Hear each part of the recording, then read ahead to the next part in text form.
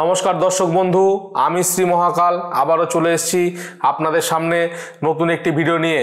তো বন্ধুরা, আজকের আমি আলোচনা করব কিছু গুরুত্বপূর্ণ কথা।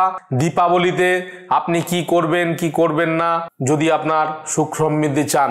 আমার চ্যানেলে যদি নতুন হয়ে থাকেন অবশ্যই চ্যানেলটিকে সাবস্ক্রাইব করবেন এবং পাশে থাকা বেল আইকনে ক্লিক করবেন যাতে পরবর্তী ভিডিও আপলোড হওয়ার সাথে সাথেই আপনাদের কাছে পৌঁছে যায়। তো বন্ধুরা, ভারতের অন্যতম গুরুত্বপূর্ণ উৎসব হচ্ছে দীপাবলি, যা আলোর উৎসব নামে পরিচিত।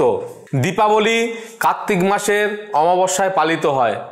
মানুষ হাজার হাজার প্রদীপ দিয়ে তাদের ঘর আলোকিত করে, যা এক মনোমুগ্ধক দৃশ্য সৃষ্টি করে।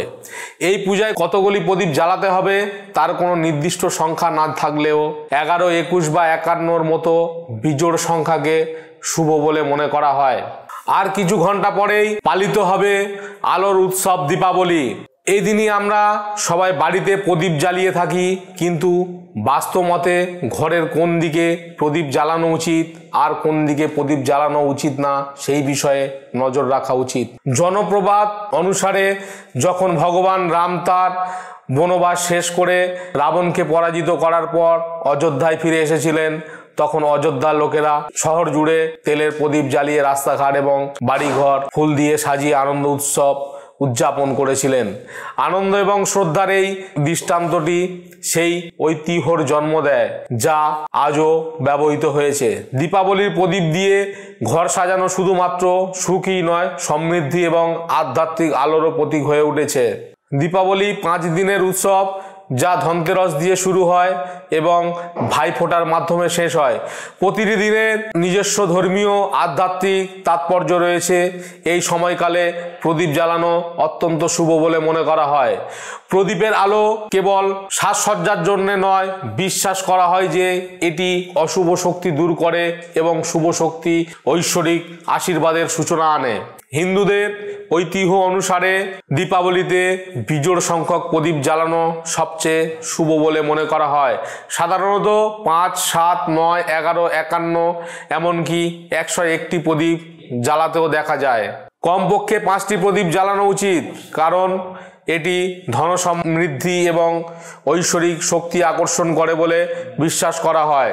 সাধারণত এই প্রদীপগুলি সরিষার তেল ব্যবহার করে জ্বালানো হয়, যার বিশেষ পৌরাণিক এবং আধ্যাত্মিক মূল্য রয়েছে। কোথায় এবং কোন দিকে প্রদীপ স্থাপন করতে হবে সেই বিষয়ে জ্ঞান রাখা উচিত। শাস্ত্র অনুসারে বাড়ির উত্তর পূর্ব দিকে প্রদীপের থালা রাখা সবচেয়ে শুভ, কারণ এই দিকে ঐশ্বরের বাস বলে মনে করা হয়। বাড়ির প্রধান প্রবেশদ্বারে এবং রান্নাঘরে প্রদীপ স্থাপন করা শুভ, কারণ এটি দেবী লক্ষ্মীকে স্বাগত জানায়, আর্থিক বাধা দূর করে এবং ঘরে শুভ শক্তির আমন্ত্রণ জানায়। প্রদীপ জ্বালানোর সবচেয়ে উপযুক্ত সময় হলো সন্ধ্যাবেলা। লক্ষ্মী পূজার পর প্রদীপ জ্বালানোর আগে ভালো করে পুরো বাড়ি পরিষ্কার করা উচিত। প্রদীপ জ্বালানোর সময় ঈশ্বরকে মনে করে শান্তি ও সুখের জন্য প্রার্থনা করা উচিত। এর ফলে ঘরে শুভ শক্তি প্রবাহিত হয় বলে বিশ্বাস করা হয়। দীপাবলি শুধু একমাত্র উদযাপনের উৎসব নয়, এর গভীর আধ্যাত্মিক ও আবেগপূর্ণ তাৎপর্য রয়েছে। প্রদীপ জ্বালানোর মাধ্যমে সমস্ত অন্ধকার দূর করে এবং ভালোবাসা এবং মনের শান্তির আলোকে স্বাগত জানানো হয়। দীপাবলির সময় প্রজ্বলিত প্রতিটি প্রদীপ নতুন সূচনা, একটি নতুন আশা এবং জীবনে এগিয়ে যাওয়ার সাহসের প্রতীক। তো বন্ধুরা, যেমন বললাম, যেদিকে বললাম, যে কটি বললাম, সেই রকমভাবেই যদি আপনারা এই প্রদীপগুলি আপনাদের বাড়িতে জ্বালাতে পারেন, তাহলেই কিন্তু সুখ সমৃদ্ধিতে ভরে উঠবে আপনার জীবন, সেই সঙ্গে আপনার মানসিক শান্তিও ফিরবে। তো বন্ধুরা, ভিডিওটি যদি ভালো লেগে থাকে নিজের বন্ধুবান্ধবের মধ্যে অবশ্যই শেয়ার করবেন এবং আমার চ্যানেলে যদি নতুন হয়ে থাকেন অবশ্যই আমার চ্যানেলটিকে সাবস্ক্রাইব করে রাখবেন যাতে পরবর্তী ভিডিও আপলোড হওয়ার সাথে সাথেই আপনার কাছে পৌঁছে যায়। ভালো থাকবেন, সুস্থ থাকবেন। পরবর্তী ভিডিওতে আবার দেখা হবে। জয় শিব শম্ভু।